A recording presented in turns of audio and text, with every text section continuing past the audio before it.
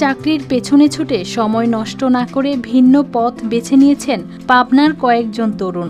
অল্প পুঁজিতে রঙিন মাছ চাষ শুরু করে তারা এখন নিজেরাই গড়ে তুলেছেন কর্মসংস্থান। মাছ দেখতে ভালো লাগে, আমরা লাদেন ভাইয়া দেখে আমরা মাছ পুষতেছি। আমরা এগুলো মাছ খুব সুন্দর, এগুলো পুষতে ভালো লাগে, এগুলো পুষে খুব লাভবান হওয়া যায়। পাবনা সদর উপজেলার নাজিরপুর গ্রামের ডিপ্লোমা ইঞ্জিনিয়ার লাদেন খান দীর্ঘদিন চাকরি খুঁজেও সফল হননি। পরে 2025 সালে মাত্র 12,000 টাকা পুঁজি নিয়ে শুরু করেন রঙিন মাছ চাষ। এই মাছগুলো দেখে আমার অনেক আগ্রহ যাচ্ছে। আমিও শখে শখে অনেক বড় খামার করছি, আমারও অনেক মাছ আছে। এগুলো আমার অনেক ভালো লাগে এগুলা করতে। বর্তমানে লাদেনের খামারে রয়েছে প্রায় 30 প্রজাতির মাছ। এখন তার খামারে প্রায় 10 লাখ টাকার মাছ রয়েছে। প্রতি মাসে প্রায় 1 লাখ টাকার পোনা বিক্রি করে খরচ বাদে প্রায় 50,000 টাকা লাভ হচ্ছে বলে জানান তিনি।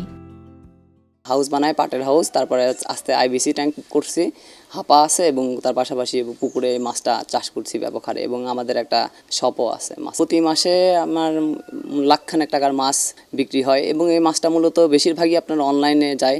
সারা বাংলাদেশে যারা পাইকারি মাছ নেয় তারা আমাদের সাথে যোগাযোগ করে। স্থানীয়রা জানান নিয়মিত পরিচর্যা ও পানি পরিবর্তনের মাধ্যমে মাছ পালন করা হয়। অনলাইনে এসব মাছের চাহিদাও বাড়ছে। তো এইখানে আপনার লসটা অনেক কম যদি আপনি ঠিকঠাক মতো মেনটেনেন্স করতে পারেন, সব সময় দিতে পারেন। ও যেভাবে সময় দেয়, ওর এখানে লস বলতে গেলে 1%ও নেই। হ্যাঁ, এটা হচ্ছে ভালো। আর মূলত সময় তো দিতে হবে, সবকিছুতে একটু বড় হলে সময় দিতে হবে বাড়তি।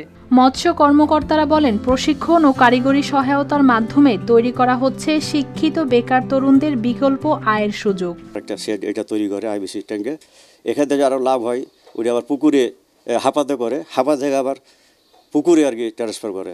এখন এ পর্যায়ে বর্তমানে উনি আরেকটা ঘর ক্রয় কেন্দ্র হিসেবে, বিক্রয় কেন্দ্র হিসেবে একটা ঘর নিয়েছে, সেখানে বাহারি মাছ বিক্রি করার জন্য। তো উনি আর্থিকভাবে লাভবান হচ্ছে। স্বল্প পুঁজি আর সঠিক পরিচর্যায় রঙিন মাছ চাষ এখন পাবনার কয়েকজন তরুণের জন্য খুলে দিয়েছে নতুন সম্ভাবনার দুয়ার। News desk, RTV।